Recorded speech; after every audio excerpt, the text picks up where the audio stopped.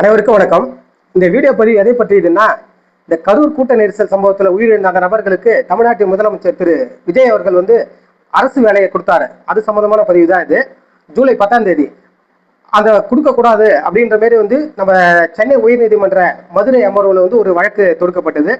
அதுல அவங்க என்ன உத்தரவிட்டாங்கன்னா, இந்தியன் கான்ஸ்டியூஷன் 14, 16 அதை மென்ஷன் பண்ணி அடிப்படை உரிமை பாதிக்கப்படுகிறது. அடிப்படை உரிமைனா படிச்சுட்டு நிறைய இளைஞர்கள் வேலை வாய்ப்பு இல்லாமல் இருக்கிறாங்க. தேர்வு அடிப்படையில் தான் அந்த பணி வழங்கணும் அப்படின்றத மென்ஷன் பண்ணி அவங்க அதை ரத்து செய்தாங்க அரசாணையை. இந்த உத்தரவு எடுத்துக்கிட்டு ஆனரபிள் சுப்ரீம் கோர்ட்டுக்கு தமிழ்நாடு அரசாங்கம் அப்பீல் போயிருக்கு. அப்பீல்ல நேற்று ஒரு உத்தரவு பிறப்பிச்சிருக்காங்க. அவங்க என்ன சொல்லியிருக்காங்க அப்படின்னும் போது இந்திய கான்ஸ்டியூஷன் 162 162 மென்ஷன் பண்ணி இது அரசோட கொள்கை, இதுல எப்படி நீங்க தலையிட முடியும் அப்படின்னு சொல்லி அந்த எதிர்மனுதாரர்கள் அவங்க ஒரு கேள்வி கேட்டு கொஸ்டின் பண்ணிருக்காங்க. அவங்க என்ன சொல்றாங்க, இது அரசோட கொள்கையில நீங்க தலையிட முடியாது, அவங்களுக்கு வேலை கொடுத்தால உங்களுக்கு என்ன பிரச்சனை அப்படின்ற மாதிரி கேட்டிருக்காங்க.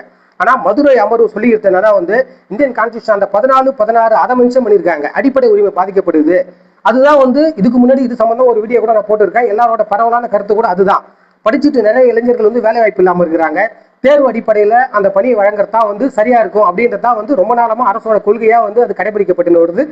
அதுதான் சரியும் கூட. ஆனா இவரை பார்க்க வந்ததுக்காக அந்த கூட்ட நெரிசல் அவங்க இறந்து போயிட்டாங்க. இப்ப திரும்ப அவங்க ஆட்சிக்கு அவங்களுக்கு வேலை போட்டு கொடுக்குறாங்க அப்படின்றது அது ஏற்றுக்கொள்ள முடியாது. அது சரியான ஒரு முடிவா இருக்காது. சுப்ரீம் கோர்ட் எந்த அடிப்படையில அந்த கான்ஸ்டியூஷன் 162 162 மென்ஷன் பண்ணி அரசோட கொள்கையில தலையிடக்கூடாதுன்னா மக்களுக்காக அரசா இல்ல அரசுக்காக மக்களா? ஜனநாயக நாட்டுல மக்கள் தான் அரசை தேர்ந்தெடுக்கிறாங்க. இதே ஒரு காவல் துறை சம்பந்தப்பட்டவங்க இறந்து போயிட்டாங்க, அவங்களுக்கு அரசு கொடுக்குதுன்னா அதை கொஸ்டின் பண்ண முடியாது. அது இயல்பு. ஏன்னா மனிதாபிமான கருணை அடிப்படையில் கொடுக்கலாம். இல்ல நாட்டை பாதுகாக்கின்ற ராணுவ வீரர்கள் அவங்க ஏதாவது இறந்து போறாங்க, அவங்களுக்கு கருணை அடிப்படையில் கொடுக்குறாங்க, ஏற்றுக்கொள்ளக்கூடியது. இல்ல எதிர்பாராத ஒரு விபத்து நடக்குது, அதை சரி செய்யறதுக்காக அதை கொடுக்குறாங்கன்னா அது அரசோட கொள்கை, அதுல தலையிட தேவையில்லை. இவர் அரசியல் கட்சி நடத்துறாரு, அந்த கூட்டத்துல பாக்குறதுக்கு வராங்க, அவங்க இறந்து போறாங்க அப்படின்னும் போது அரசாங்க பணியை எடுத்து அவங்களுக்கு கொடுக்குறாங்க அப்படின்னும் போது இது எப்படி கொஸ்டின் பண்ணாம இருப்பாங்க? இது எப்படி ஏற்றுக்கொள்ள முடியும்? இதுல கருத்து ஒண்ணு, ஆனா தீர்ப்பு 2 விதமா வருது. இங்க சென்னை உயர்நீதிமன்ற மதுரை பெஞ்ச் அந்த 14, 16 மென்ஷன் பண்றாங்க. இது எனக்கு தெரிஞ்சு இன்னொரு கருத்து பிரகாரம் கூட ஏற்றுக்கொள்ளக்கூடியதுதான். அவங்க 162 மென்ஷன் பண்ணி இல்ல அரசோட கொள்கையில தலையிடக்கூடாது அப்படின்னு அது எப்படி தலையிட முடியாம இருக்க முடியும்? ஆனா இது மாதிரி ஒரு சில அந்த தீர்ப்புகள் மாறி மாறி வரத்தால் தான் மக்களுக்கே அந்த நீதிமன்றத்தின் மீது இருக்கிற அந்த உறுதித்தன்மை குறைகிறது அப்படின்றதான் என்னுடைய கருத்து.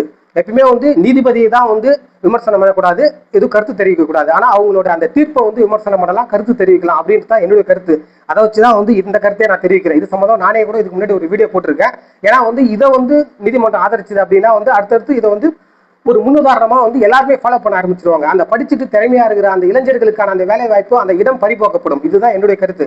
பொதுமக்களாகிய நீங்கள் இதை எப்படி நினைக்கிறீங்க அப்படின்றத நீங்க கூட கருத்து சொல்லுங்க. நன்றி.